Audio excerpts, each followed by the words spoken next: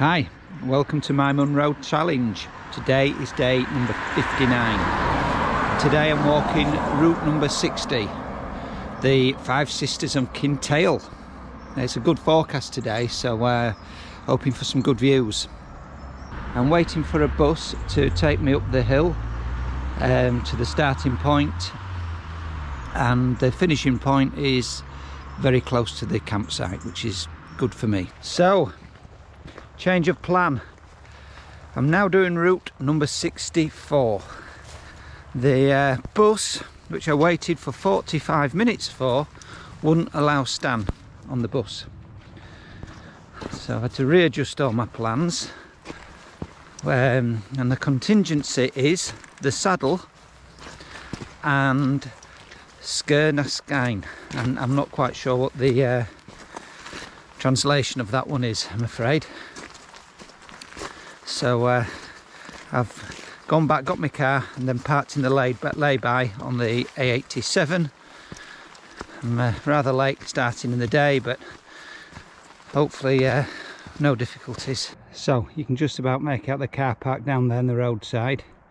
We walked down the road, maybe 400-500 metres, picked up this path, this stalker's path, which wraps up the mountain very nicely. So you can see the path here, and it cuts right the way up there around that corner, which is lovely. And I have to say, it's a great day and there's some fabulous scenery already. Wow, bit of a pull that, but I'm at the top of the col, looking back at the path. So the path skirts around here, and wait for it, over the ridges up to the saddle. That looks impressive. You know, as second options go, it's not a bad one, is it? Although the sisters over there do look inviting today, don't they?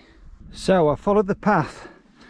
It's followed this dry stone wall for ages, gone to the Belak, and now it's heading up this scree slope, and the top is just beyond the scree slope.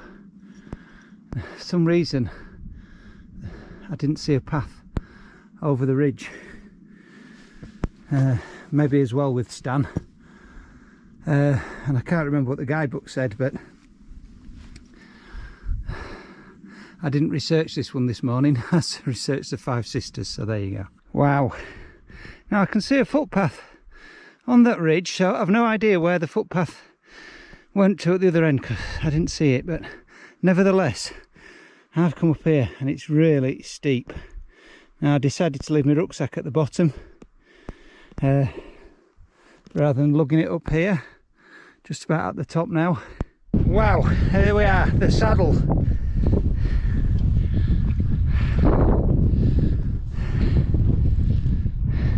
I think it's 10:31 this point over here. It shows in brackets on the OS map.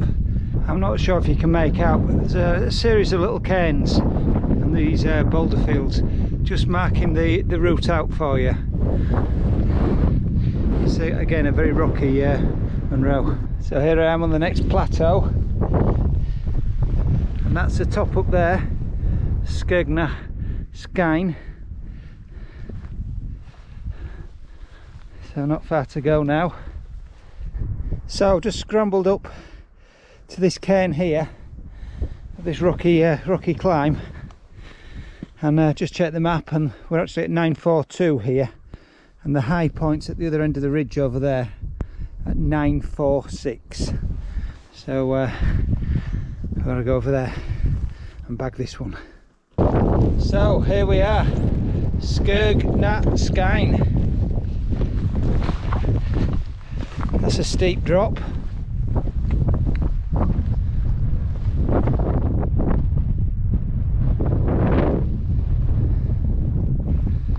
So we're going to retrace our steps.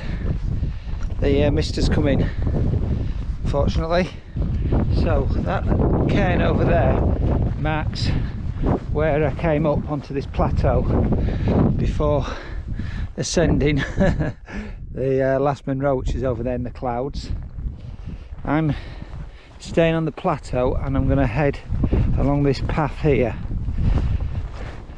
and hopefully pick up a path back down to the road at the other end of this. I think there's a corbett at the end of this ridge.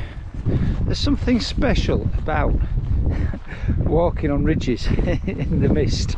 I don't know, probably I'm getting used to it, I don't know what it is, but you can see the corbett rising up at the end, and you can see the road way below. So I'm at the edge of the ridge.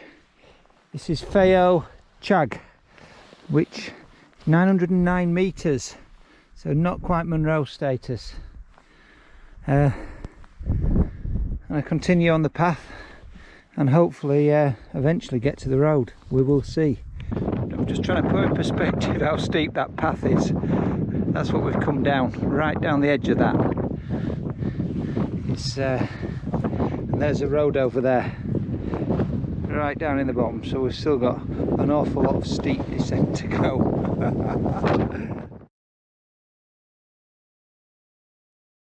Hi, welcome to day 59 of my Munros challenge. Today I walked eventually route number 64.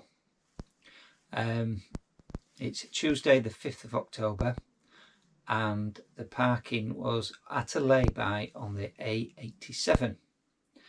Now, as you gathered, I'd intended to walk the Five Sisters of Kintail this morning, but the bus driver wouldn't allow Stan on the bus, which kind of put me back a little bit because I had to wait quite a while for the bus anyway. Anyway, I walked back to the Kintail Lodge where I parked my car and decided to drive to the first lay-by I came to and do the saddle, which is a great alternative. What a dramatic looking mountain, absolutely fabulous, with the Fortune Ridge attached to it. Unbelievable, really it was worthwhile doing. It was a beautiful morning, and so it was a great alternative to the Sisters. I have to say it was a fabulous path right from the off. It was lovely, the gradient was nice, and it wrapped around the various mountains, taking me all the way, pretty much all the way to the Bilac. I think it was called the Bilac Corrie Malgain, I think it's called. I'm saying it took me there because I have to say I couldn't see and didn't see an obvious path off to get up onto the ridge. Now, I hadn't intended doing this walk, so I hadn't read the guidebook prior to setting off. So there you go. So I've missed out on what looked to be a fantastic ridge walk, and looking at it from the top down, it didn't look overly difficult, although when I've since looked at the guidebook, it suggests there was a grade. It was graded, the scramble. I think it's grade 2. Anyway, I walked to the Bilac and then up a very stony climb through scree and boulders to get to the top. I have to say it was extremely slow going, very difficult path, but worth every step. Whoa, what a summit, what a view, what a mountain, absolutely awesome. Consequently, the return to the Bilac is slow going and equally difficult, and the climb up the other side to Sgurr Sgine is also very rocky and very difficult with boulder fields, etc. Now, although it's pathless at times, there's a series of cairns which do help navigate you through the various sections, which takes you up onto the plateau, and then in turn you climb again up onto the summit ledge, if you like. Now, the first cairn isn't at the top, it's the furthest cairn, which is the top, which again is a little bit undulating. So then I decided to return to the plateau, and then you climb up to a corbett at the end, I think the Corbett was 909 metres high. And then you pretty much just go straight down the other side, extremely steeply, all the way to the road. And it does meander and it does zigzag to try and take the gradient out, but there's no getting away from it. It's brutally steep. Absolutely fantastic day. Awesome scenery. Although the clouds did come in the morning, I got to see the sisters, the brothers, the saddle, the ridges. It was just breathtaking. The day itself, 9.5 miles. Now it is slow going for quite a long way, so it took me just over 7 hours. And there's 4,017 feet of climbing, which is quite a lot just for 2 Munros. Fantastic day.